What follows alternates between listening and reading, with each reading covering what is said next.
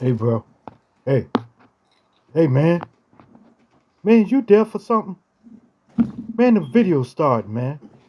Hi, Man, what's wrong with you, this man? is James, and welcome back You, to man. Storytime with James. Make sure you like, subscribe, and leave me a comment if you like. And hit me on the Cash App. Hit me on my Cash App so I can get more acrylic paint, masking tape, and paint brushes. It's just that simple. All right. Today's subject is Memphis in May. Yes. Yes, Memphis in May is a sort of a festival. It's downtown Memphis, and it circulates through Beale Street and the surrounding areas. Okay, yeah, it's supposed to be fun and happy, but it's not. Okay, I couldn't stand Memphis in May when I used to work downtown. Every year, I used to dread when it came up. Okay, look, look. I remember on the 1st of May. Okay, I was driving up, coming in the parking lot. Coming up in the parking lot. It was a small parking lot next to the hotel, across the street from the hotel. And I was pulling in the parking lot, and this guy was walking in the driveway, just walking back and forth. So I waited for a while. I waited. Then I blew my horn. I said, bop, bop. And he turned around and said, what you want, man? And I said, bro, I'm just trying to get past. I don't want no trouble. But he wanted trouble. So he took his hand and put it in his jacket like he had a gun or something. And I rolled him over. I hit him and knocked him over to the side. Then I got out and put cuffs on him. Okay? That was the 1st of May. So after that, there was fights developing everywhere. You couldn't control it. Okay? It was so many people that you couldn't control. They were driving around the whole the hotel and the whole block, and they would drive, and I'm talking these cars. They had these cars souped up. They had these big rims on it and everything. It was something like Freaknik.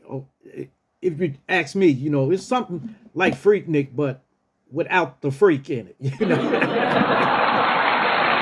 Yeah. But they were driving around. They was on top of the cars and everything. And they had music blaring, rap music blaring, different rap music blaring.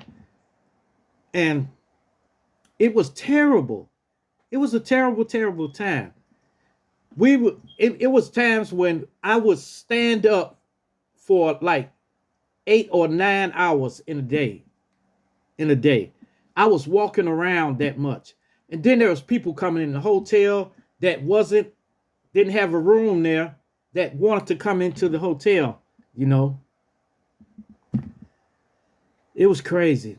Then one day, this was a tragic thing that happened. I was in the lobby area. The piano guy was playing. Bing, ding, ding, ding, ding. He's playing music. And people were coming up there singing while he was playing. They were drunk and everything like that. So they wasn't causing no problem, so I didn't bother none of them. So I was standing there, and then this guy runs in, and he's bleeding. He's got blood coming from him. And he's sat on a chair we had in there. It was like a comfortable chair, with the arms and stuff like that to it. So he sat in the chair. He said, oh, he shot me. And I looked, and right in his lower abdomen, he was shot.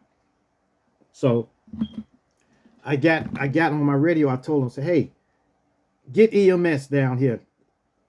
right now. Get EMS. We got a man shot. EMS couldn't get there because the traffic on the streets was bad. So after that, and then the guy was saying, So I put my hand on his shoulder. I said, hey, an ambulance is coming, bro. Ambulance is coming. Just calm down, calm down. And I sent a housekeeper to get me a couple of towels, okay? While the housekeeper was gone and I had my hand on his shoulder, the assailant came back through the other door and put 3 in.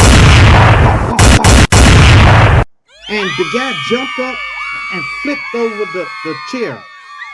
And he ran out the door. And I said, oh my goodness. When he shot him, I can feel it in my hands. I can feel the do, you know. And I said, man, they must really want to get this guy. So the guy ran out. I don't know what happened. I don't know if he survived it or what. But I know he got out of the lobby, you know. So then we had to take the chair out and, you know, take the chair out of there, you know. But I don't know what happened to that cat, you know. But I was trying to help him. And the ambulance never showed up. It showed up like an hour and a half later, you know. Then another guy got shot down there on Beale Street. Okay? He got shot. And he was trying to run back down like he was trying to run like a block away to his car so he can get his gun, you know. And he just collapsed right there, right at his car. He collapsed through. And he didn't make it, you know. He didn't make it. There was numerous fights down there on Beale Street. And some on right in front of the hotel, too. Fist fights with a lot of guys ganging up on one person, you know. So that's not, and then people were walking around with their drinks in their hand. Because police couldn't get to them. I'm telling you, the traffic was so thick coming down the street that no police cars could get through there. So they did what they wanted to do, you know. They did what they wanted to do. And the only thing we can do is try to hold down the fort, which was the hotel. We was trying to protect the hotel, you know. But it was guys double teaming on people. And they were doubling up, and girls were on top of the cars, and stuff like that, screaming and dancing and stuff like that. I don't know. But every day they tore it up down there for a whole month. It was for the whole month of May. That hence the name Memphis in May. It was the whole month of May. Everybody partied down there, you know. And when you tried to go home, when you got off work, you couldn't get through the traffic, you know. You had to wait. It took me like 2 hours to get home on a 15-minute ride home, you know. So it took me 2 hours to get home, to get through traffic, to navigate through that. I don't know. Well, I don't know who made that up, Memphis in May, you know, but they really need to regulate it, you know. They really need to regulate it, you know, because it traumatized me so much. You know, I worked down there for 13 years. So I had 13 years of Memphis in May, you know, 13 years, you know. Somebody jumped off the building, you know, or they were thrown off the building or something. But that stuff you never hear of. You just hear of the fun somebody had on Beale Street. Yes, they had fun, but they really didn't know it. They were drunk. That if you don't drink, you won't enjoy yourself down there because that's it's just drunk people. For look, Beale Street goes like one, two, like about 2 blocks of festivities, 2 blocks of partying, you know, and it's crazy. And music was blaring. It was so many different music playing that you couldn't hear one song, you know. It was like a mix of all this music playing at one time. Excuse me, I got hiccups. Mm, yeah. So if you want to come down here, come on, go to Beale Street. Go to Beale Street and stay there till nighttime. Okay, stay there till nighttime. There were pickpockets out there. There was purse snatchers. People were just doing everything. People robbing them, and not to say the homeless people. They tried to push them out of the area, but they still snuck back in, and they were aggressive. They were aggressive with people, begging for money. Give me some money. Aggressively. Give me your money. Give me some money. Give me some money. Give me some money. And people laid out drunk. People throwing up. It was terrible.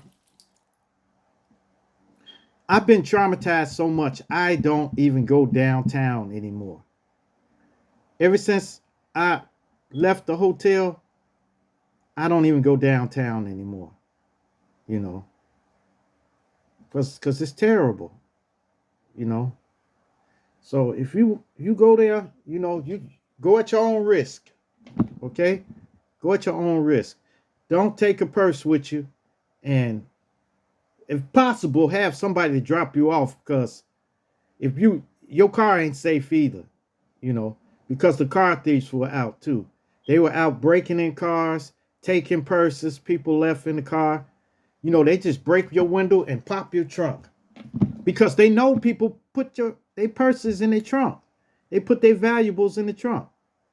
They know. So go down there at your own risk, okay? But when you go, be very careful. Watch your pockets and don't pull a lot of money. Put a certain amount of money in one pocket that you're going to be taking it from. And don't pull a wallet out or nothing like that. Because it's so many people walking past, people brushing against you all the time. You don't know who's pickpocketing you. Or you don't know if somebody's going to snatch something from you. Yeah. Sure. All right, y'all. Make sure you like, subscribe, and leave me a comment if you like. And hit that bell notification. Hit that bell notification so that you know every time I drop another video. And share. Share my videos with everyone. Share my videos with your family and friends, okay? So everybody can get this wonderful experience, all right? Peace. Adios. Salamat. Cheer down.